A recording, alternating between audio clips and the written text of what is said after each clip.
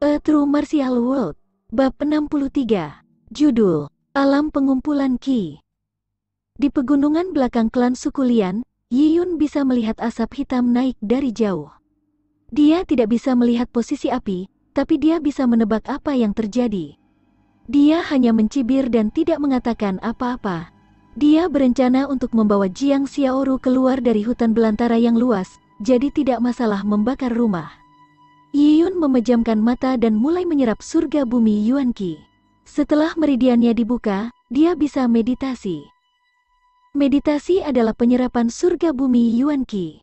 Setelah menyelesaikan satu sirkulasi, energi akan dikeluarkan dari pori-pori dan secara halus mengubah tubuh dan merupakan proses kumulatif.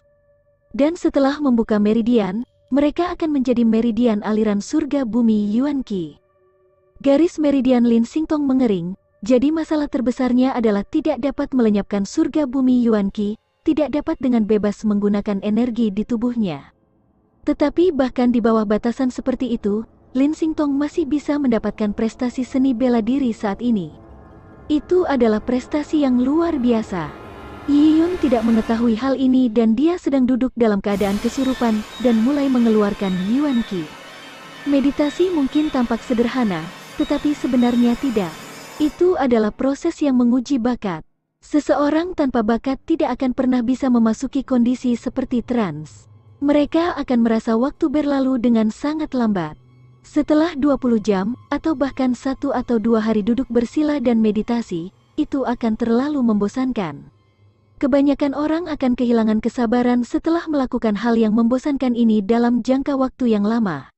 Terutama anak-anak hiperaktif tidak akan mampu menanggung ini. Tetapi, jika seseorang bisa mencapai kondisi seperti trans, maka konsep waktu akan hilang. Dalam sekejap mata, beberapa hari akan berlalu. Dan orang yang meditasi akan merasa seperti baru saja tidur siang. Adapun Yi Yun, dia saat ini dalam kondisi seperti itu. Konstitusi Yi Yun adalah orang normal. Tapi jiwanya berbeda dari yang lain. Dia memiliki persepsi yang luar biasa dan Yi Yun menyembunyikan kristal ungu di dalam dirinya. Kristal ungu adalah artefak ilahi yang terkait dengan energi. Tubuh seseorang memiliki roh Qi dan jiwa. Dalam daging adalah roh, sedangkan jiwa adalah tentang jiwa, sedangkan energi, itu adalah Qi. Dengan menggunakan kristal ungu untuk mengumpulkan Qi, Yi Yun bisa melakukannya dengan mudah. Kecepatan di mana dia menyerap Heaven Earth Yuan Qi atau kecepatan sirkulasi dalam meridiannya jauh lebih cepat daripada orang normal. Karena itu, Yi Yun benar-benar melupakan konsep waktu. Dari matahari terbenam hingga larut malam, dari larut malam hingga fajar. Gunung itu dingin, dan pakaian Yi Yun basah karena udara dingin. Lapisan es putih sudah mengkristal di rambutnya. Yi Yun sebelumnya telah memperingatkan Jiang Xiaoru untuk tidak mencarinya, dan menunggu tanpa khawatir di rumah pohon. Ada banyak makanan di rumah pohon yang bisa disiapkan Jiang Xiaoru ketika dia lapar. Setelah matahari terbit di hutan belantara yang luas. Itu adalah pemandangan yang indah saat matahari keemasan naik dengan susah payah. Cakrawala tampak dilapisi emas oleh sinar matahari. Seluruh gunung tampaknya dihidupkan kembali saat mereka menyambut penyucian sinar matahari keemasan. Yi Yun tetap tidak bergerak. Wajah mudanya menyambut terbitnya matahari seolah banyak titik cahaya melompat di kulitnya. Setelah matahari terbit, saat itu tengah hari, disusul sore dan malam. Yi Yun telah duduk di sana bermeditasi selama sehari semalam tanpa memakan satu butir pun. Dia seperti sebongkah batu yang tidak pernah bergerak.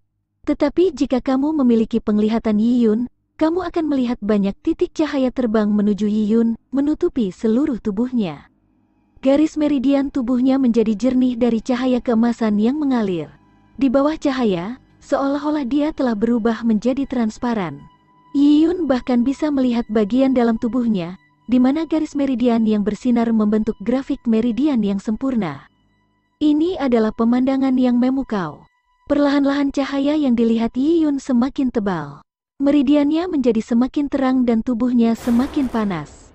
Dalam pikiran Yi Yun, berbagai gambaran muncul. Itu adalah gerakan dari Dragon Rip Tiger Bonefish yang dimainkan seperti film dalam pikirannya.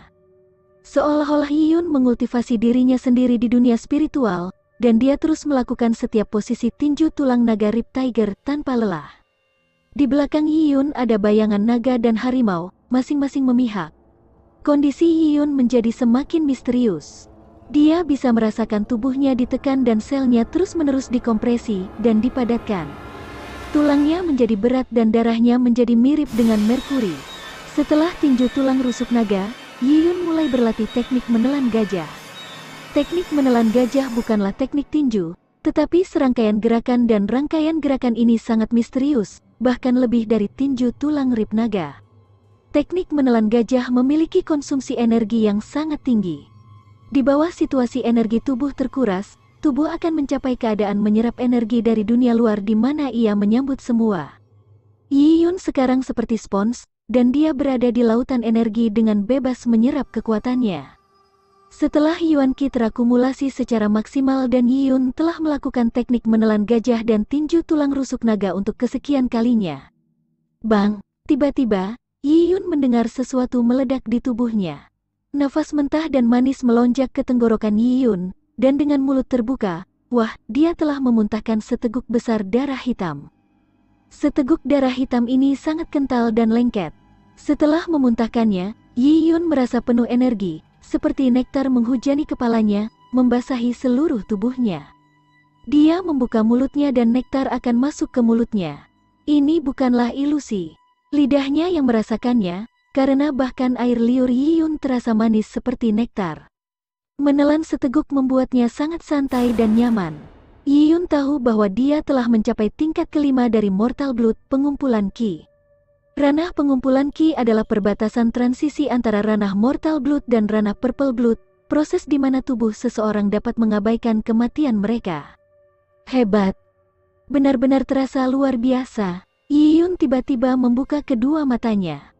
Matanya bersinar seperti kilat dan pandangannya akan melesat seperti kilat, menembus kegelapan.